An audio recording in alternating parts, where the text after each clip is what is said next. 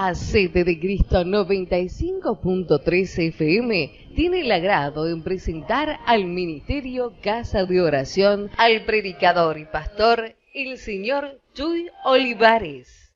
Por favor, abran su Biblia en el libro de los Hechos, en el capítulo 20, en el versículo 27. Hechos 20, 27. Hay un dicho allá afuera que dice que, bueno, en términos generales dice así que somos lo que comemos. En otras palabras, muchas veces nuestro cuerpo refleja lo que comemos, si es buena comida o no es buena comida. Y lo que comemos en lo material es muy importante para el cuerpo. Pero resulta que hay una analogía también en lo espiritual, que lo que comemos espiritualmente, eso es también lo que nosotros reflejamos, ¿cierto? Entonces es muy importante saber escoger el alimento espiritual de la palabra de Dios y comerlo en una medida balanceada. Voy a hablar en esta tarde sobre los profetas de la prosperidad. Creo que este mensaje viene oportunamente y vamos a leer Hechos 20, 27. Aquí Pablo había juntado a todos los pastores y líderes de Asia, desde Mileto hasta Éfeso. Los juntó para decirles algo. Versículo 27. Dice, miren, yo no he rehusado, no he rehuido anunciarles todo el consejo de Dios. Cuando Jesús dijo, vayan por todo el mundo, hagan discípulos, dijo, enseñándoles todo lo que yo les he enseñado. ¿Cuánto es lo que debemos de enseñar? Todo. Entonces Pablo dice aquí claramente, yo no he rehusado enseñarles todo el consejo de Dios. ¿Por qué San Pablo habló de todo el consejo de Dios? ¿Por qué no habló solo de una parte y algunos aspectos del Evangelio? ¿Por qué? Porque él sabía perfectamente que si ellos no escuchaban todo el consejo de Dios, corrían el peligro de tener un desequilibrio espiritual en sus vidas. Por eso es muy importante seguir la instrucción del apóstol de enseñar todo el consejo de Dios. El desbalance espiritual viene cuando se enseña un lado de la verdad, ignorando el otro lado. Y esto va a llevar a un desequilibrio. Es como una moneda que tiene dos lados. Así son las verdades en la Biblia. Tienen dos lados. El lado A, vamos a ponerle, y el lado B. Escuche esto, una verdad bíblica, cualquiera que ésta sea, que la enfatizamos tanto que nos aparta de otras verdades bíblicas, nos va a llevar a un error bíblico. Y las sectas tienen rasgos distintivos de la verdad, pero solamente algunos, 2 o 3. Y como enfatizan esos 2 o 3, se apartan de las demás verdades de la Biblia y eso es lo que los hace desviarse de la palabra de Dios y por eso hay muchas sectas. Déjenme ponerle un ejemplo. La Biblia habla de la humanidad de Jesús, pero también habla de la divinidad de Jesús. Si solamente enfatizamos la humanidad de Jesús, corremos el riesgo de nada más presentarles el lado A y no el lado B. Y eso es lo que le ha sucedido a los testigos de Jehová. Enfatizan tanto el lado A de la humanidad de Cristo que se olvidaron de la divinidad de Cristo. Y si usted le pregunta a un testigo de Jehová, ¿para ti Jesucristo es Dios? Te dice, no, es un hombre. Claro, lo han despojado de su divinidad apoyado en 2 o 3 versículos que están ahí. Y eso los ha llevado a desviarse de las Escrituras, del equilibrio, del balance.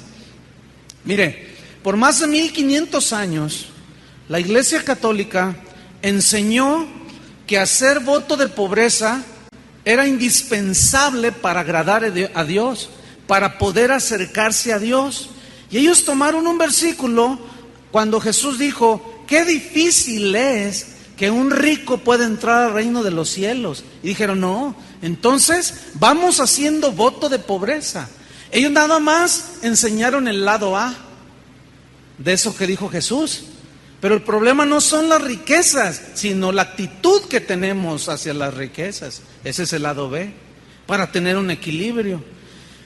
Cuando llegan los reformadores, Lutero, Calvino, Juan Hus y muchos otros, aún ellos predicaron la pobreza como algo indispensable para poder acercarnos a Dios.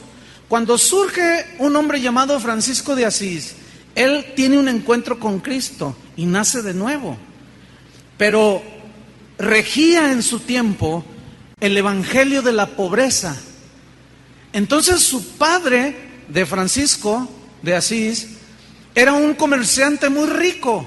Y como Francisco había tenido un encuentro con Cristo, él desechó e hizo a un lado la herencia de su padre, que era un rico mercader. Porque ellos pensaban en ese tiempo que ser pobre era el requisito para acercarse a Dios, porque de los pobres es el reino de los cielos, fíjense. Ese es un lado de la verdad. Pero actualmente, anteriormente el péndulo estaba de este lado, el evangelio de la pobreza. Pero el péndulo en la actualidad se ha ido al otro extremo y ahora estamos viendo un resurgimiento del evangelio de la prosperidad. El otro extremo, el evangelio de la prosperidad es el otro extremo. ¿Por qué? Porque afirma que las riquezas son señal de que usted está bien con Dios. Y si no es rico y no tiene dinero, usted está mal con Dios. Fíjense los dos extremos. ¿Los está captando? Los predicadores de la pobreza de hace siglos pasados y los predicadores de la prosperidad de hoy usaron la misma Biblia, hermanos. ¿Qué usaron? La misma Biblia. Entonces, ¿cómo está el asunto? ¿Quién tiene la razón? ¿Los predicadores de la pobreza o los predicadores de la prosperidad? Los dos tienen razón, pero los dos están equivocados también. ¿Por qué? Porque es una media verdad. Los que predican una cosa y los que predican la otra son extremos y es una media verdad. Porque ambos extremos, una respuesta al por qué ambos están en lo cierto y en el error, es porque entre los dos extremos, aquí y acá, lado A y lado B, hay un punto que se llama equilibrio, balance. Déjame decirte que el equilibrio es el que te mantiene de pie. El desequilibrio te hace caer, ¿cierto? Y pongan allí un cuadro de un equilibrista que está atravesando en un edificio muy alto, va caminando sobre un cable de acero, pero lleva una vara en sus manos, ¿se han fijado? Y él va haciendo equilibrio. Si él se viene para acá, él hace movimientos con su vara hacia el lado contrario. ¿Para qué? Para equilibrarse. Si se viene para acá, hace el lado contrario para equilibrarse. Porque de otra manera corre el riesgo de caerse y morir. Vamos a ver el balance y el equilibrio en este asunto, porque es muy importante lo que yo voy a enseñarles en esta mañana. Vamos a ver, en primer lugar, la pobreza puede ser una maldición. La pobreza puede ser un juicio por la desobediencia a la palabra de Dios. Vamos a ver Proverbios 13:18. En Proverbios 13:18,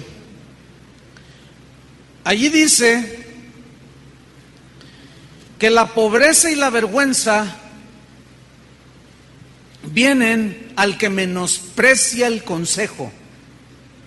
Si tú eres una persona que desprecia el consejo de Dios, una consecuencia de la desobediencia puede ser la pobreza, la escasez, la miseria. Vamos a Deuteronomio 28. Este capítulo habla en el versículo 1 al 15, al 14, de las bendiciones de la obediencia, de las bendiciones que tú y yo podemos tener si obedecemos la palabra de Dios. ¿Cuántos quieren las bendiciones? Todos, pero hay requisitos. Obediencia. Si no, no esperes la bendición si no hay obediencia.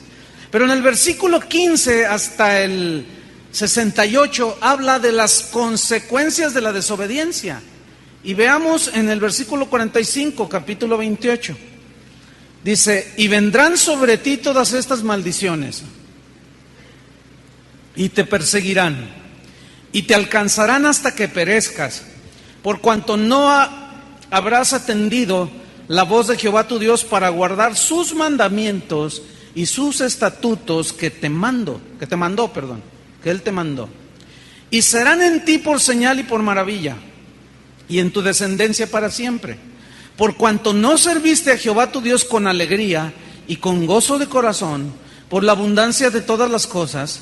Escuchen: servirás por tanto a tus enemigos que enviare Jehová contra ti. ¿Quién los va a enviar? Dios. Pero luego dice cómo: con hambre, con sed y con desnudez y con falta de todas las cosas. ¿Eso se llama qué? Pobreza, ¿no es cierto?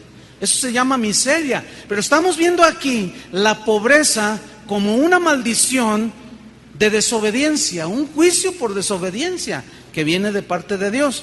Ahora vamos al lado B. ¿Sí? Escuchen esto, miren.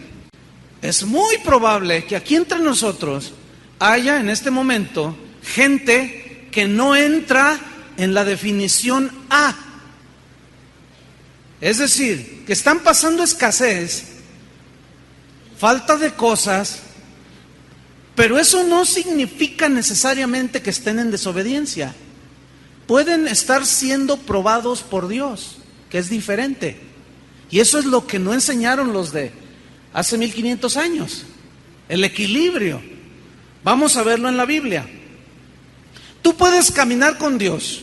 Tú puedes diezmar y ofrendar y estar en necesidad económica, lo cual no significa necesariamente que estés en desobediencia en otras áreas. Puedes andar con Dios, pero Dios estará haciendo algo. Vamos a la Biblia. Santiago capítulo 2, versículo 1. Yo quiero que pongan atención a esta lectura de Santiago 2, versículo 1, y quiero que lean con inteligencia. Síganme y dice: hermanos míos, que vuestra fe en nuestro glorioso Señor Jesucristo sea sin acepción de personas, sin distinción de nadie. ¿Por qué? Dice en el versículo 2. Porque si en la congregación entra, escuchen, un hombre con anillo de oro y con ropa espléndida, esto es igual a un rico, y también entra un pobre con vestido andrajoso. Yo quiero que pongan atención. ¿Quiénes forman las congregaciones de los hijos de Dios? Pobres y ricos. ¿Están de acuerdo? Hay gente rica, pero también hay gente pobre. Ahora, Santiago dice aquí algo muy interesante. Si ven que entra un rico, y ustedes vamos a leerlo. Dice el versículo 3: y miras con agrado al que trae la ropa espléndida y le dices: siéntate tú aquí en buen lugar. Le das un palco allí con sus Coca-Colas frías, ¿verdad? Y le dices al pobre: estate tú allí de pie, fíjate nomás, o siéntate aquí abajo, bajo mi estrado, ahí en el suelo. Dice: ¿no hacéis distinciones entre vosotros mismos y venís a ser jueces con malos pensamientos? Hermanos míos amados, escuchen, ¿no ha elegido Dios a los pobres de este mundo para que sean ricos en fe? Digan todos: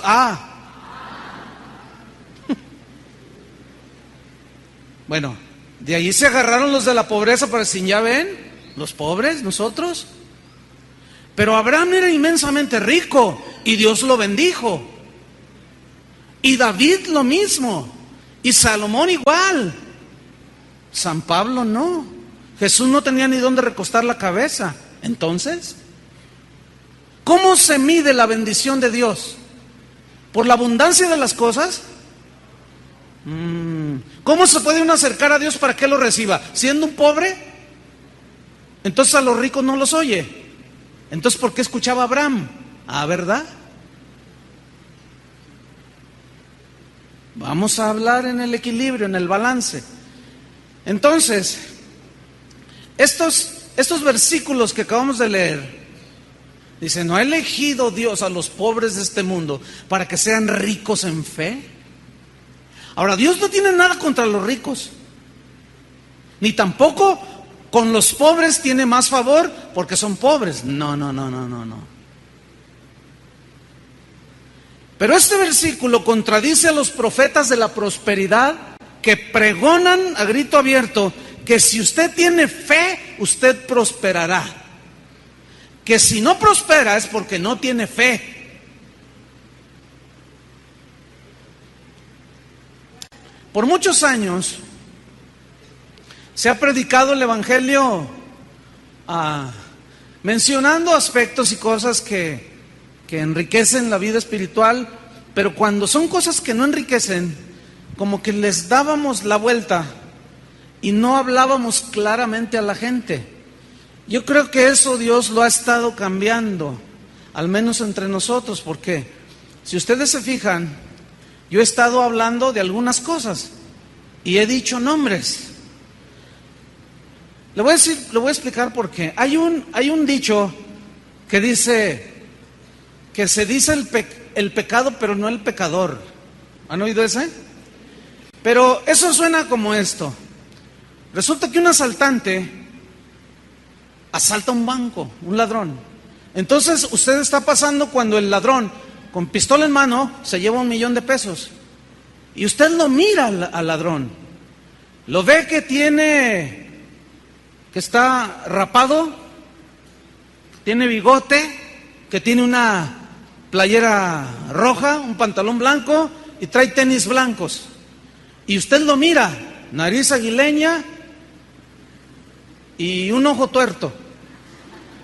Entonces usted lo mira y llega la policía y empiezan a investigar y se encuentran con que usted fue testigo. Y le preguntan, ¿usted vio el asalto? Y usted dice, sí. Descríbame al ladrón. No, le voy a describir al ladrón, pero lo que hizo mal, pero no le voy a describir al ladrón. Así suena. No, te va a decir la policía, usted tiene que describírmelo, si no, ¿cómo lo vamos a agarrar? No, pues yo nada más digo que fue un hombre. Yo nada más digo el pecado, pero no digo el pecador. No, eso no está bien, hermanos. Ese es el lado A. Y necesitamos el lado B. ¿Cómo vamos a identificar las falsedades que están surgiendo si no los exponemos claramente? ¿Me expliqué? Yo se los puedo ahí medio disimular, pero no, hermanos, porque luego, si no saben identificar, si yo nada más les digo por ahí se parece, así como que no. Entonces, yo quiero hablar de lo siguiente, mire. Últimamente ha surgido un joven profeta de la prosperidad. Resulta que hace un mes y medio llegó a mi oficina un paquete que venía de los Estados Unidos y era este libro que tengo aquí en mis manos. Y bueno, yo lo recibí y venía una carta dedicada para un servidor que decía que este libro iba a cambiar mi vida. Y dije, bueno, pues vamos a leerlo. Yo pensé que la Biblia, pero dije, bueno, vamos a leerlo, ¿no? Y dice el mismo libro que del mismo se han vendido 1,500,000 copias, o sea que es un exitazo. Es el número 1 en ventas ahora en los Estados Unidos. Y que este predicador se ve en más de 100 millones de hogares alrededor del mundo. Dije, bueno, pues yo conocí al papá de este predicador y era un hombre balanceado, un hombre de Dios, tremendo. Y bueno, tomé el libro. El libro se llama Su mejor vida ahora. Así se llama el libro. El autor es un profeta llamado Joel Osteen. Bueno, hijo de John Austin, exactamente, algunos lo identificarán. Para empezar, el título del libro está de que, ahí te lo encargo, escuchen, su mejor vida ahora. Yo pensaba que era después. ¿Cuántos pensaron que era después? O estamos equivocados todos nosotros o él tiene la razón. Para tener la mejor vida ahora. Bueno, eso es para empezar. Ok. Vamos a adentrarnos. En el capítulo 1 de este libro hay un encabezado que se titula Expanda su visión. Ahora, déjame leerle algo que trae en el inicio del libro que es interesante. Dice, estoy seguro que si usted toma estos pasos a mi lado, dice el profeta, terminará estando más feliz de lo que jamás ha sido. Ay, eso está muy osado, ¿no? Así, como diciendo, hasta ahorita todos son un montón de infelices, pero a partir de este momento vas a ser más feliz que nunca. Bueno, y luego dice, si sigue los principios que compartiré con usted en su mejor vida ahora, podrá vivir feliz y ser realizado desde hoy. O sea que somos un montón de irrealizados, frustrados. Según lo que, o sea, un escritor no puede escribir esto para empezar. Está diciendo, esto es. No hay nada más. Bueno, en la página, en el capítulo de Expanda su visión, que abarca de la página 2 a la página 8, tomé unas cosas así literales, porque no les voy a leer todo el libro, ¿no? Pero por ejemplo, él habla de cómo logró obtener la mejor casa del barrio, la más lujosa, la más cara. Esto fue por medio, dice él, de la visualización. ¿En qué consiste la visualización? En imaginar, pensar y confesar que tú vives en esa casa, aunque estés en otra, ¿no? Y si no lo haces de esta manera, nunca vas a obtener lo que tú deseas en esta vida. Ahora, yo busqué en el diccionario Larousse lo que significa visualizar y vean lo que encontré. Significa lo siguiente: representar mediante imágenes ópticas fenómenos de carácter mental. Apunten. Significa formar en la mente una imagen visual de un concepto abstracto. Esa es la definición de visualizar. Pero déjenme darles un ejemplo, una aplicación, porque algunos se quedan así. Está bien, no hay problema. Todos modos se van a salvar. Es por fe, acuérdense. Pero déjenme ponerle un ejemplo. Ahí, usted está en la esquina, usted trae un Dodge, está esperando el camión, ¿no? Entonces ve pasar un Mercedes-Benz y visualizarse es hacerse imágenes ópticas de fenómenos abstractos aquí en la mente. Entonces usted dice, se visualiza y dice, yo voy manejando ese Mercedes-Benz. Yo voy manejando ese Mercedes-Benz. Lo creo, lo confieso y lo recibo. Y cada Mercedes-Benz que pasa, usted se visualiza manejándolo. Aunque vaya un ancianito ahí, ¿no? Es usted el que va manejando. Eso es visualizarse. Ponerse usted en el lugar ahí. Así es como él obtuvo su casa. Se visualizaba bañándose allí. Se visualizaba en la alberca allí, aunque los otros eran los que estaban disfrutando. Lo creyó, lo confesó y lo recibió. Eso es visualizar.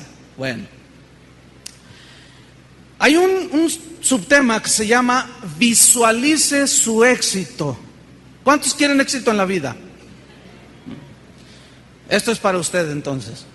En la página 3 dice que una mujer llamada Tara Holland soñaba desde niña en ser Miss Estados Unidos.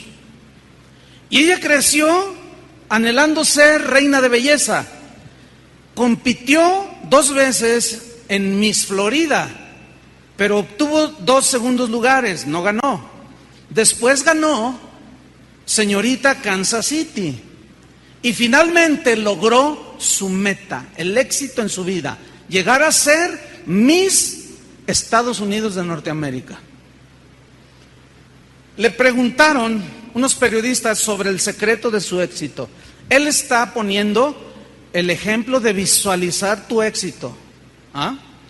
Le preguntan unos periodistas sobre el secreto de su éxito. Ella contestó: yo estuve a punto del desánimo total y compré y alquilé todos los videos de competencias de belleza.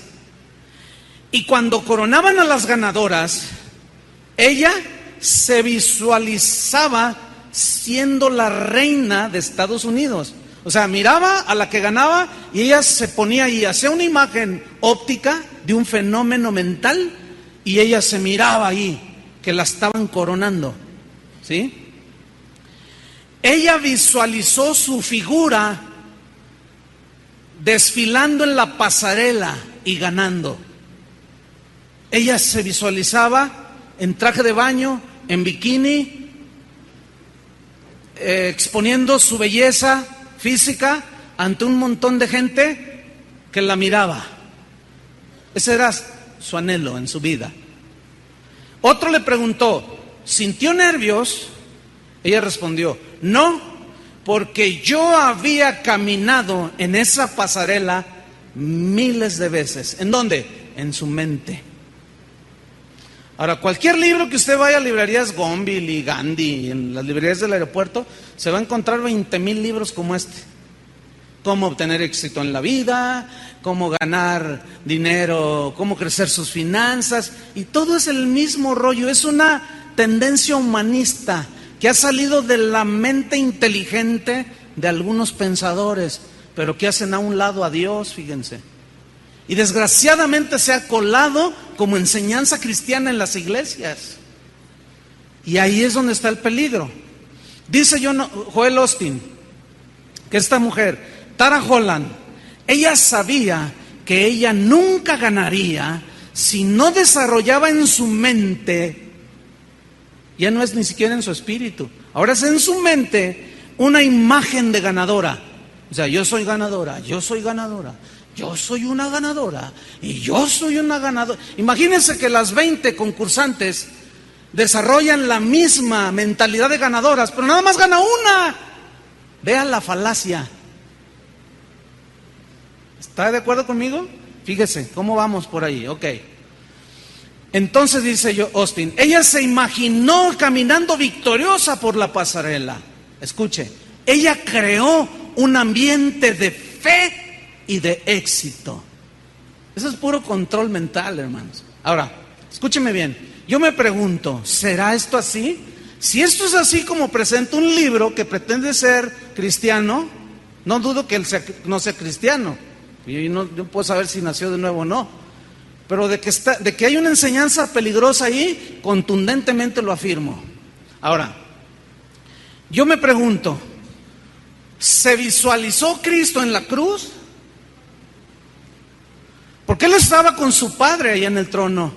Y cuando el Padre le dijo, ve y muere por todos, pero tienes que visualizar el éxito en la misión. Y Cristo ahí diciendo, yo me visualizo, lo creo, lo lograré, llegaré, me crucificarán, me veo en la cruz. Lo creo, lo confieso y lo lograré. ¿Se pueden imaginar a Jesús visualizándose de esa manera? Suena hasta como si estuviéramos oyendo a Walter Mercado, ¿no? Muy esotérica la cosa, como fenómenos paranormales, ¿no? Que en mi mente hago cuadros y se hacen. Ahora, pensemos en José. Él dijo, voy a ponerme mi capita de colores, voy a llevarle una torta a mis hermanos, porque me he visualizado siendo el primer ministro en Egipto. Me visualizo que me pongan una recia, me visualizo que me vendan, me visualizo que me metan a la cárcel, me visualizo siendo un hombre de éxito. como primer ministro de Egipto. Me visualizo dándole de comer a los egipcios y a mi descendencia. Me visualizo allá. ¿Se imaginan? ¿Dice eso la Biblia? O a Daniel visualizándose cautivo en Babilonia, en la corte de Nabucodonosor. Me visualizo ahí parado, con un traje esplendoroso. Pero antes tengo que ser llevado cautivo. Pero yo me visualizo en el éxito. ¿Eso dice la Biblia? Austin dijo lo siguiente. Dice, nosotros, mi esposa y yo, logramos obtener nuestra lujosa casa viéndonos dentro de ella, hablando constantemente por fe, hablando victoria, luchamos creyéndolo, viéndolo y hablándolo. ¡Oh, qué gran logro! Una casa lujosa. Vamos a ver qué dice la Biblia en 1 de Juan capítulo 2. Búsquelo en su Biblia. ¿Qué héroe de la fe? Obtener una casa lujosa. Vamos a ver qué dice la Biblia. 1 de Juan 2:15. ¿Ya lo tiene? Dice aquí San Juan: no améis al mundo. ¿Qué más? Ni las cosas que están en el mundo. ¿Qué cosas están en el mundo? Aquí mismo te lo responde. Si alguno ama al mundo, el amor del Padre no está en él. Porque todo lo que hay en el mundo, los deseos de la carne. Ay, hermano, ¿quién no quiere un Mercedes-Benz? A ver, dígame. ¿Hay alguien aquí que dijera, no, yo no? ¿Para qué? No. Los deseos de la carne, los deseos de los ojos, la casa lujosa y la vanagloria de la vida, ser Miss Estados Unidos. Bueno, ok, lo logró, ese es su éxito. Y vean qué vano. Vean qué vano es el asunto. Casas, carros, dinero, éxito mundano, en fin. Los deseos de los ojos y la vanagloria de la vida no provienen del Padre, sino del mundo. Y el mundo pasa y sus deseos, pero el que hace la voluntad de Dios permanece para siempre. A ver, respóndanme. ¿Dónde está el auto último modelo que estrenó tu abuelito hace 50 años? Está en la chatarra, ¿no es cierto? Pero hace 50 años tu abuelito se mató por tener un auto último modelo. Y se sintió con mucho éxito porque logró tener su Ford Thunderbird. Y se sintió el amo de las calles. Ese era el éxito mundano. Pero ¿dónde está ahorita ese carro? En la chatarra. ¿Dónde está? ¿Dónde está el carro último modelo que tienes tú ahorita? ¿Dónde estará en 50 años? En la chatarra. Pero el que hace la voluntad de Dios permanece para siempre. ¿Dónde está la casa hermosísima? Las casas de la colonia moderna aquí en Guadalajara y de hace 50, 60 años. Eran las mansiones más impresionantes que hubo en esta ciudad. Vaya a verlas ahora. Son casi ruinas. ¿Dónde va a estar la casa superlujosa que ahorita usted puede estar ahí anhelando con todo su corazón dentro de 100 años? ¿Dónde estará? Pero ¿dónde estará lo más importante? Su alma dentro de 50 años. Si los predicadores de la prosperidad nos reducen todo al éxito, el éxito nos lo reducen a tener casas, carros lujosos, dinero en el banco, viajes en transatlánticos. Nos lo reducen a eso. Jesús dijo claramente que la vida del hombre no consiste en la abundancia de los bienes que posee. Puso el ejemplo de un rico que disfrutó todo aquí en la tierra y un mendigo que ambos murieron y el rico se fue al tormento, lo cual significa que el rico no necesariamente lo era porque Dios lo había bendecido. Y el pobre que se fue a la presencia de Dios no significaba que era pobre por maldición de Dios. ¿Está entendiendo? Lado A, lado B. ¿Ve? Jesús no tenía ni dónde recostar la cabeza. Dijo, las zorras tienen una cueva y yo no tengo nada. San Pablo tampoco tenía. Pero Abraham era riquísimo. Job fue riquísimo. Salomón, cuando regalaba lingotes de oro. Ahí tengo un regalito. Imagínense, era riquísimo. Josafat fue riquísimo. Pero Pablo no, ni Pedro. Fue un humilde pescador. Tan pobres eran en este mundo que cuando entraron al templo no llevaban ni para la ofrenda. Dice que entraron al templo de la Hermosa y estaba un hombre pidiendo y dijeron, plata ni oro tenemos, ni para la ofrenda traían. Pero lo que tenemos te damos, en el nombre de Jesucristo, levántate. Entonces, ¿cómo está el asunto? ¿Cómo nos quieren manejar esta enseñanza? Entonces, cuando dice Austin que ellos obtuvieron su casa de esa manera, dice, asimismo usted debe concebirlo en su interior. Comience visualizándose, alcanzando un nivel más alto, viviendo en la casa de sus sueños. ¿Cuál es la casa de sus sueños? ¿Sabe cuál es la mía? Aquella que fue a preparar Cristo. Esa es la casa de mis sueños, hermano. ¿O cuál es la suya? No hagan tesoros en la tierra, porque ahí el ladrón viene y se los roba. ¿A cuántos les han robado su carro alguna vez? ¿Alguien le ha robado un carro? Ay, ¿qué se siente? Horrible, ¿no? Mi carcacha, dice. O si era nuevo, dice, ay, era nuevito el auto. Pero la paz no te la pueden robar, fíjate. ¿Cómo la ves? ¿Qué es más valioso entonces? ¿De qué se trata? San Pablo dijo, no poniendo la mira en las cosas que se ven, porque las cosas que se ven son temporales, pero las que no se ven son eternas. Ahora, escúcheme bien. Dios quiere bendecirnos. Amén. Pero a otros los va a mantener con lo necesario. Ese ya es un asunto de Dios. Pero los predicadores de la fe dicen que no, y de la prosperidad. Ellos dicen que todos debemos de ser ricos. Pero yo veo la lista de Hebreos 11 que habla de, por ejemplo, de Moisés, que por fe rehusó llamarse hijo de la hija del faraón, teniendo por vituperio las riquezas de Cristo. Prefirió las riquezas de Cristo que las riquezas del faraón. Pues qué tonto era Moisés, ¿no? Prefirió irse de la corte de faraón, donde tenía todo, al desierto.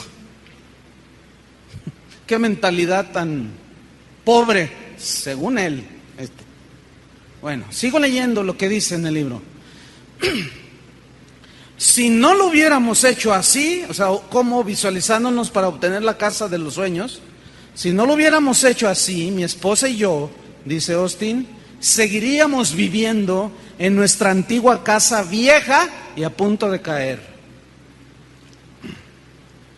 Cuando alguien así dice expresiones de ese tipo, está ofendiendo a los pobres. Porque tal parece que tener una casa humilde, que hasta que ya de tan vieja, que hasta los caños ya reventaron, es el oprobio más horrible que usted pueda tener. Pero yo leo la lista de Hebreos 11 y dice que muchos de ellos por fe conquistaron reinos. Dice que anduvieron de aquí para allá vestidos con pieles de ovejas, pobres, desechados por el mundo. Ellos esperaban lo prometido y nunca lo recibieron, o sea, ver al Mesías. Caminaron errantes de aquí para allá, dice, pobres, y el mundo no era digno de que ellos estuvieran aquí en la tierra. Yo no sé si lee las escrituras o nada más las lee conforme a su a lo que él quiere decir. Esto es muy peligroso, hermanos.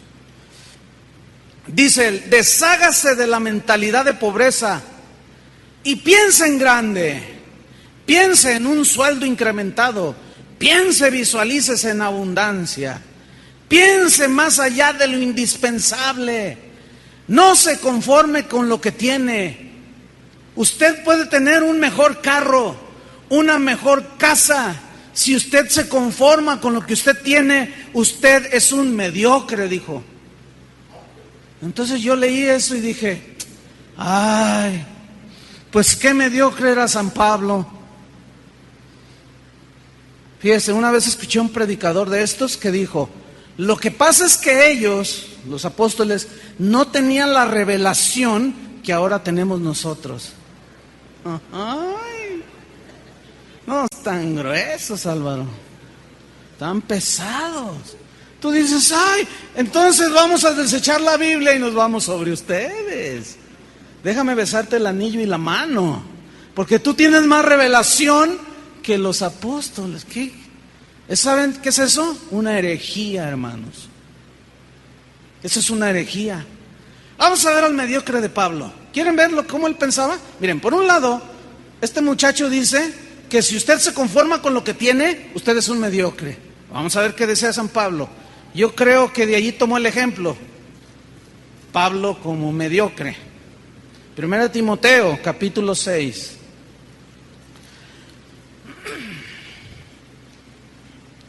Vamos a ver la vida mediocre de San Pablo. ¿Ya lo encontró? Versículo 3, 1 Timoteo 6:3. Si alguno enseña otra cosa y no se conforma a las sanas palabras de nuestro Señor Jesucristo y a la doctrina que es conforme a la piedad. ¿Qué es doctrina conforme a la piedad? Es la doctrina que te lleva a enriquecer tu espíritu con las riquezas espirituales de Dios, que te acercan a Dios, no con las cosas materiales. Doctrina conforme a la piedad. Dice, versículo 4, está envanecido, nada sabe y delira acerca de cuestiones y contiendas de palabras, de las cuales nacen envidias, pleitos, blasfemias, malas sospechas. Disputas necias de hombres corruptos de entendimiento y privados de la verdad. Escucha esto, que toman la piedad como fuente de ganancia. Apártate de los tales. Versículo 6, y aquí viene la mediocridad de Pablo. Era tercermundista él. Pero gran ganancia, decía el apóstol Pablo, es la piedad acompañada de contentamiento. O sea, piedad de las cosas espirituales, devoción a Dios, acompañada de contentamiento. Porque nada hemos traído a este mundo y sin duda nada podremos sacar. Así que, teniendo sustento y abrigo, estemos contentos con esto. ¿Cómo la ven? Qué mediocre era Pablo, ¿no? Pobrecito. No tenía la revelación que hoy tienen estos hombres. ¿Ah? Bueno, solamente hay dos cosas para quedarnos: con lo que dice la Biblia o con lo que dicen los profetas de la prosperidad. Cada quien escoge. Cada quien escoge. Mire, un periodista que es de los más agudos en el periodismo mexicano, se llama Eduardo Ruiz Gili. A mí me gusta escucharlo porque dice las cosas tal y como son, ¿no? Y con nombres y todo. Dijo el otro día, dice, fui a Houston, donde tiene su sede este profeta. Fui a hacer una investigación sobre un fenómeno llamado el Evangelio de la Prosperidad. Yo dije, ¿qué va a decir? Y comienza él diciendo que él dice, yo personalmente estuve en el auditorio cuando ese hombre habló, cuando dio su dinámica, dijo. Una palabra muy dinámica, un mensaje muy dinámico. Dice, mire, para empezar el tipo es muy carismático. Todo el tiempo tiene una sonrisa en su boca. Todo el tiempo está sonriendo. Y todo su mensaje se centró en que Dios te quiere hacer rico. Dios te quiere dar. Dios te va a abundar. Dios te va a dar. Y dice el periodista, no, qué mensaje. Dice, hasta a mí me gustó. Les confieso que me gustó, aunque no crea en Dios. Porque a quien no le gusta, dice el periodista, que le digan que Dios lo quiere hacer rico. A todos les gusta. Dice, nada más que son muy listos para explotar la fe de la gente. Porque al final les dicen, ¿quieren que Dios los bendiga? Y todos dicen, sí, pues cáiganse porque necesitamos 100 millones de dólares para restaurar un edificio que compraron. 100 millones de dólares. ¿Sabes lo que es eso, hermano? Más de 1,000 millones de pesos para remodelar un auditorio. Dice Ruiz Gili, qué manera tan audaz de quitarle el dinero a la gente. Dice, el problema es que esto está llegando a México. Hace 20 días estuve en Nicaragua y me dice un pastor, yo hablé un poco de esto y me dice, pastor, hubiera venido antes, 15 días antes. ¿Por qué? Le digo. Dice, es que llegó un apóstol. Mira, hermano, hacía milagros impresionantes. Y nos enseñó que Dios nos quiere bendecir. Nicaragua es un país pobre, muy pobre. Y nos dijo que Dios nos quería hacer ricos y todos quieren ser ricos. Y todos sí. Bueno, la única manera en que Dios los puede hacer ricos es dando. Así es que todos tráiganme sus relojes, sus anillos, sus pulseras, sus esclavas, su cartera. Nomás saquen la identificación y tráiganmelos aquí. Y yo le dije, ¿y se los llevaron? Dice, sí. Le digo, Dice, hubieras vendido 15 días antes. Le digo, ¿y qué ustedes no son capaces de discernir que estos tienen la piedad como fuente de ganancia? Y te presentan una media verdad, hermano. Y no enseñan en el equilibrio. Qué mediocre era San Pablo. ¿Con quién se quedan? Bueno, ya cada quien escoge. Miren, en el capítulo 5 de este libro, él habla sobre el favor de Dios que está sobre usted en cualquier circunstancia. En la página 38 y 39, él define el favor de Dios de la siguiente manera. Escuche, Él dice, yo he recibido mucho favor simplemente por quien era mi padre terrenal, John Austin, que era un hombre muy respetado y muy influyente en la comunidad. Un día, dice él, un policía me detuvo porque iba a exceso de velocidad. Cuando me pidió mi licencia de conducir y la miró, reconoció que yo era hijo de John Austin. Me sonrió, como si fuera mi amigo de toda la vida, y me dejó ir con solo una advertencia. Yo imagino que a lo mejor le dijo algo así como, te perdono, vete y no peques más, algo así, no sé, ¿no? No, dice que una advertencia, no lo vuelvas a hacer, pero en esta ocasión, vete, porque eres hijo de John Austin, vete. Y yo me fui, dice, aleluya. Dice, otro día, en otra ocasión, me detuvieron también porque iba conduciendo mi auto con mucho exceso de velocidad. Acuérdense que él está presentando esto como si tuviera el favor de Dios. En esta ocasión el policía se veía gruñón y hablaba con aspereza. Gruñó cuando le di mi licencia, la miró y se me hizo una eternidad. Me dijo toscamente, eres hijo, que eres algo de aquel pastor, predicador. Y dice Austin, por como escupió las palabras, no supe si era bueno o malo ser hijo de John Austin. Sonriendo, le contesté, bueno, señor, eso depende. Me miró el policía molesto y me dijo, muchacho, ¿de qué me hablas? Yo le repliqué, todo depende de si le gusta a usted, él, el predicador, o no le gusta. Me miró largamente y sonriendo me dijo, sí me gusta mucho. ¡Qué bueno!, respondí yo. Es mi papá. Y estoy seguro, fíjese, estoy seguro que mi papá no querría que usted me pusiera una multa. Dice Austin, el policía me dejó ir sin multarme. Dios hizo un milagro. Wow. Dijo, el punto que quiero recalcar es que recibí un trato preferencial, no por mí, sino por quien era mi padre. Wow. Bueno, déjame decirle esto. Esto no se llama favor de Dios. Esto no se llama un milagro. Esto se llama influyentismo. Esto se llama corrupción. Esto se llama violación a las leyes de tránsito. Esto se llama impunidad. Esto se llama rebeldía. Porque el otro policía le reconvino y le dijo, no lo vuelvas a hacer, pero soy el hijo de John Austin. Eso se llama rebeldía, eso se llama prepotencia. No sabe quién soy yo. Este es un junior del evangelio. Eso es lo que es la verdad.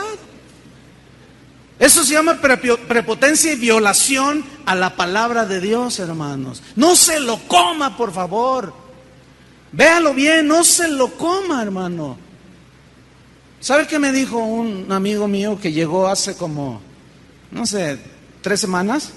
Yo andaba aquí arriba, un día en la mañana, y entró por allí él y nos saludamos. Y aquí donde yo estoy parado me dijo, Chuy, fíjate que pasó algo allí en mi congregación, él viene de Florida. Y dijo, algo que me puso muy triste. Resulta que mi pastor leyó un libro, este libro. ¿Tú lo has leído? Le dije, ¿qué? A ver, ¿qué tienes que decirme? Y yo ya lo había leído. Dice, es que mi pastor leyó un libro allí, que es el bestseller ahorita en los Estados Unidos. Y les dijo este domingo pasado antes de venirme, hermanos, Dios está con nosotros. Todos los que son indocumentados en este país, no se preocupen. El favor de Dios está con ustedes. Tráiganse a la familia. Dios va a obrar a nuestro favor. No puede ser posible que un pastor esté fomentando la violación a las leyes. ¿De dónde salió toda esa basura? De un profeta. ¿Lo entendieron? No, hermanos, no hay que ser tan inocentes y comernos todo lo que está ahorita en las librerías cristianas. Tenemos que pedirle a Dios discernimiento, hermanos. No nos queda otra. Vamos a ver qué dijo el conformista de Pablo en Romanos 13. Vamos a ver qué dijo el mediocre de San Pablo. Se lo voy a leer. Romanos 13, versículo 1. Sométase toda persona a las autoridades superiores. ¿Qué dijo? Sométase. Sométete. No solo las viola, sino que está invitando a otros a hacerlas, hermano. ¿Qué es eso? Abusado, Isaac. Ponte buzo, porque fíjate, dice, sométase toda persona a las autoridades superiores, porque no hay autoridad sino de parte de Dios, y las que hay por Dios han sido establecidas, de modo que quien se opone a la autoridad, a lo establecido por Dios resiste, y los que resisten acarrean condenación para sí mismos. Porque los magistrados no están para infundir temor al que hace el bien, sino al malo. ¿Quieres pues no temer la autoridad? Haz lo bueno y tendrás alabanza de ella. Porque es servidor de Dios para tu bien. Pero si haces lo malo, teme, porque no en vano lleva la espada, pues es servidor de Dios, vengador para castigar al que hace lo malo. Por lo cual es necesario estarles sujetos, no solamente por razón del castigo, sino también por causa de la conciencia. Yo pregunto, ¿tendrá conciencia de lo que hizo? No hubo nadie que le dijera, oye, no escribas esto. Nadie revisó esto. Esto está grave, hermanos. Esto es grave. ¿Qué está pasando, hermanos, en el Evangelio hoy? Termino diciendo esto, que él dijo en la página 40 de su libro. Les animo a experimentar y declarar el favor de Dios en su vida. Cada mañana antes de salir de su casa, diga algo así como lo siguiente: Padre, te doy gracias que cuento con tu favor. Tu favor me abrirá las puertas. Tu favor me trae el éxito a mi vida. Tu favor causará que las personas me brinden una ayuda. O sea, ¿cómo andes? Mira, ustedes son los cristianos super G. ¿Cuáles son los cristianos super G? Super gracia. No super G. Del comercial ese, ¿eh? Super G de gigante, ¿no? ¿Cómo es? No, los cristianos super G, de la super gracia. No importa lo que hagas, Dios está contigo. Sí importa lo que hagas. Por supuesto que sí importa. No se crean a todo lo que se dice. Mire, termino con esto. La estrategia de Satanás sigue siendo exactamente la misma.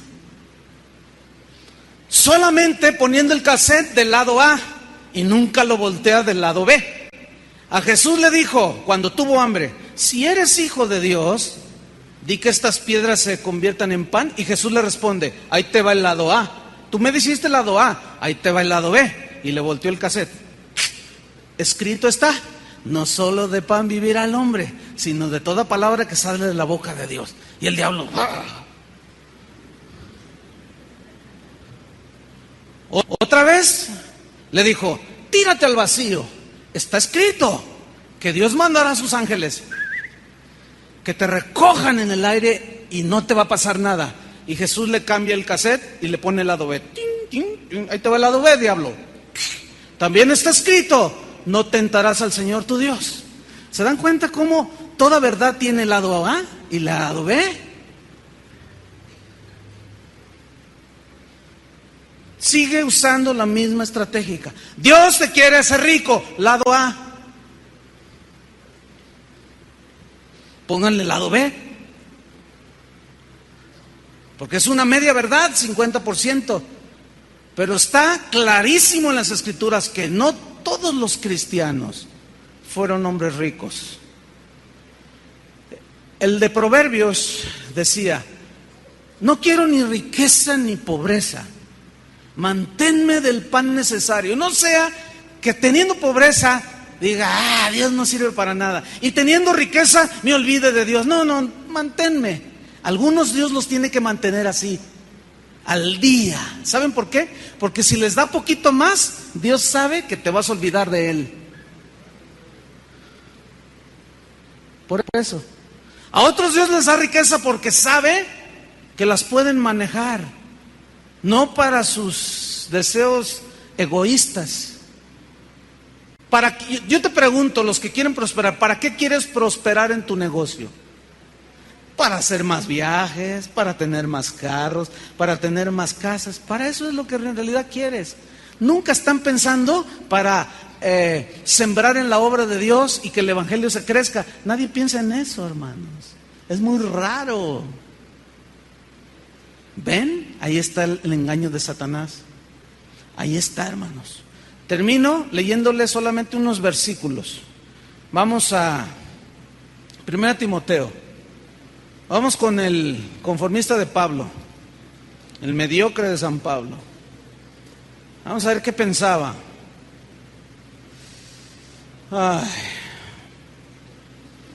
Dije 1 Timoteo capítulo 4. ¿Ya lo encontró? Vamos a leer, vamos a ver qué dice ahí la Escritura. Pero el Espíritu dice claramente que en los postreros tiempos algunos apostatarán de la fe, dejarán la fe, escuchando a espíritus engañadores y a doctrinas de demonios. Claro, allí San Pablo. Pero acuérdense que él era un mediocre, ¿eh? No le crean mucho. Versículo 6. Si esto enseñas a los hermanos, serás un buen ministro de Jesucristo, nutrido. Digan todos: nutrido. Habla de nutrición. ¿Nutrición qué? Espiritual, obviamente. ¿Nutrido con qué? Con las palabras de la fe y de la buena doctrina. ¿De la qué? Buena doctrina. Aquí buena doctrina es nutrición. Buena doctrina, buen balance, buen equilibrio. ¿Ah? Bueno, yo quiero cumplir con eso, hermanos. Esa es mi meta con ustedes. Esa es mi responsabilidad. Versículo 11. Escuchen esto. Esto manda y enseña. Ninguno tenga en poco tu juventud. Escuchen los profetas de la prosperidad. Sino sean ejemplo de los creyentes en palabra, conducta, amor, espíritu, fe y pureza. ¿Ven? Versículo 16. Ten cuidado de ti mismo y de la doctrina. Aquí doctrina es enseñanza. Ten cuidado de ti mismo y de lo que les enseñas. Persiste en ello, pues haciendo esto te salvarás a ti mismo y a los que te oyeren. ¿Qué tal? Yo quiero salvarme a mí mismo, pero también a ustedes que me escuchan. Si yo les diera un evangelio de 50% y no todo el consejo de Dios, ay, un día voy a estar delante de Dios rindiéndole cuentas. 2 Timoteo, capítulo 2, versículo 15. Procura con diligencia. Acuérdense que estas eran cartas de un apóstol a un joven pastor, Timoteo. Procura con diligencia presentarte a Dios aprobado, como obrero en la viña de Dios, como trabajador en el ministerio, que no tiene de qué avergonzarse. Escuchen, que usa bien la palabra de verdad. Que usa bien la palabra de verdad. Capítulo 3 de 2 Timoteo 3:1. También debes saber esto, que en los postreros días, los cuales son estos, vendrán tiempos peligrosos. Digan todos tiempos peligrosos. Así estamos ahora, hermanos. Escuchen el versículo 2. Porque habrá hombres amadores de sí mismos, avaros, vanagloriosos, etcétera. Da una lista impresionante. Pero yo quiero mencionar algo, hermanos. Los dos primeros que encabezan la lista, amadores de sí mismos y avaros, es justamente, hermanos, lo que este libro enfatiza. Todo su mensaje es tu felicidad, tu prosperidad, mi riqueza, mi prosperidad, mi felicidad, yo. Qué extraño era Juan el Bautista cuando dijo: es necesario que él crezca y yo mengüe. Aquí es necesario que yo crezca. Qué fácil es dejar a Cristo, hermanos. Qué fácil es. Pero ¿a qué se debe que muchos abandonan su primer amor y la fe en Cristo? ¿Saben qué? La enseñanza. La enseñanza. Amadores de sí mismo. Todo es tu carro, mi casa, tu dinero, mis viajes, mis. Amadores de sí mismos y avaros. Pero se me olvida que Pablo era un mediocre. Pobrecito. Vamos a seguir leyendo. ¿Qué se le ocurrió a Pablo escribir? Debería de leer algo así como esto, para que cambie su mentalidad de pobreza a mentalidad de abundancia. Finalmente, capítulo 4, 2 Timoteo 4. Te encarezco delante de Dios y del Señor Jesucristo, que juzgará a los vivos y a los muertos en su manifestación y en su reino. ¿Qué? Que prediques la palabra. Todo el consejo de Dios. Que instes a tiempo y fuera de tiempo. Redarguye, reprende, exhorta con toda paciencia y doctrina, enseñanza. Porque vendrá tiempo. Fíjense esta frase: cuando no sufrirán la sana doctrina. Escuchen bien, Jesús dijo, cuando Pedro le dice: Señor, nosotros hemos dejado todo por seguirte. Y Jesús les dice: de cierto les digo que los que hicieron eso recibirán 100 veces más en esta vida Así dijo Jesús. Y tendrán 100 veces más, pero luego añade, con persecuciones. Ya después hablaremos más de eso. O sea, los ubica. ¿Sí? Ahora, no sufrirán la sana doctrina. La sana doctrina, entre otras cosas, dice que nosotros debemos de negarnos a nosotros mismos. ¿Sí o no? Porque el que no toma su cruz cada día y se niega a sí mismo, no puede ser mi discípulo.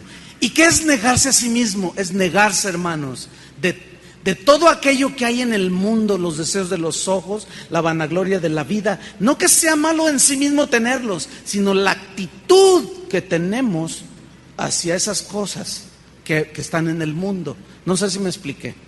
Entonces, Pablo dice, te encarezco delante de Dios, que prediques la palabra.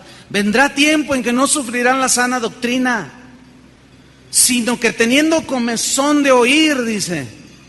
O sea, ganas de oír cosas que me gusta oír. ¿A quién no le gusta que le digan que Dios te quiere hacer rico? Dígame. ¿A quién no le gusta? A todos. ¿Cuántos quisieran cambiar su carro que traen? Todos. ¿Cuántos quisieran otra casa mejor? Todos. ¿Cuántos quisieran que les subieran el sueldo? Todos. ¿Cuántos quisieran que su negocio se multiplicara 100 veces? Todos. ¿Quieren que les predique de eso? Bueno, ese es el lado A. Esa es una media verdad. Es cierto. Pero también les debo de predicar la otra. De que Dios también te va a probar como a Abraham. De que Dios también te va a probar como a Job. ¿Y cómo los probó? Pero eso no les gusta oír a la gente. A la gente no le gusta oír de que tú puedes sufrir por Cristo. A eso no le gusta oír a la gente. A la gente le gusta oír que todos tus negocios van viento en popa, que te visualices en esa casa. Te mires adentro bañándote en el jacuzzi y un día vas a estar ahí. Eso le gusta a la gente. Termino. Se amontonarán maestros conforme a sus propias concupiscencias y apartarán de la verdad el oído y se volverán a las fábulas. Ahí está. Pero tú sé sobrio en todo. Sobrio es lo contrario de ebrio, en tus 5 sentidos. Sobrio, discerniendo, viendo al enemigo cómo te quiere robar, atento, velando. Tú sé sobrio, le dice, soporta las aflicciones, haz obra de evangelista, cumple tu ministerio, porque yo ya estoy para ser sacrificado y el tiempo de mi partida está cercano. He peleado la buena batalla, he acabado la carrera, he guardado la fe. Por lo demás me está guardada una casa en Puerta de Hierro. Ay, perdón. Me está guardada la corona de justicia, la cual me dará el Señor, juez justo en aquel día, y no solo a mí, sino también a los que aman su venida. ¿Cuántos aman su venida? Que nada en esta tierra nos ate para un día estar con Él. La segunda parte de este mensaje, porque este es los profetas de la prosperidad 1, va a la segunda parte, este es el lado A. Yo les voy a enseñar el lado B. ¿Qué dice la Biblia sobre la prosperidad? Pero trataré de hacerlo en el equilibrio que San Pablo enseñó y que los apóstoles y Jesucristo enseñaron. ¿De acuerdo? Mientras vamos a orar. Pónganse de pie. Oremos. Levanta tus manos al cielo. Es muy importante, hermano, son tiempos peligrosos. Dile esta oración al Señor. Dile, Señor, en voz audible, Señor, dame sabiduría, dame entendimiento, revelación. Derrama sobre mí un espíritu de revelación y de conocimiento de tu voluntad. Que cada vez que yo abra la Biblia, vea en tu verdad el lado A, pero también el lado B. Y que cada cosa que aún yo escuche y lea en libros y aún la misma Biblia, siempre tenga presente y que hay un lado B de la verdad, para tener una alimentación equilibrada, balanceada. Déjame orar por usted, hermano. Padre, yo te pido como pastor que me des entendimiento para enseñar a tu pueblo. Este es tu pueblo, Señor, por el cual tú has muerto en la cruz. Y no vas a permitir que doctrinas diversas desvíen el corazón y la fe de algunos aquí. Yo me comprometo, Señor, a escudriñar tu palabra, a buscar los tesoros escondidos de las riquezas en Cristo, para repartírselas a tus hijos, Señor. Pero guárdanos, Señor. En el nombre de Jesucristo te lo pido. Bendice a este pueblo, Señor, y bendice a tu iglesia. Oramos por los pastores alrededor del mundo que están siendo expuestos a estos profetas de prosperidad, que lo único que están ambicionando es el dinero de la gente. Eso es lo único que están ambicionando. Y han hecho de la piedad fuente de ganancia. Nos apartamos de ellos, Señor. Guárdanos, Señor, en el nombre de Jesús. Pueblo de Dios, que Dios los bendiga y los guarde.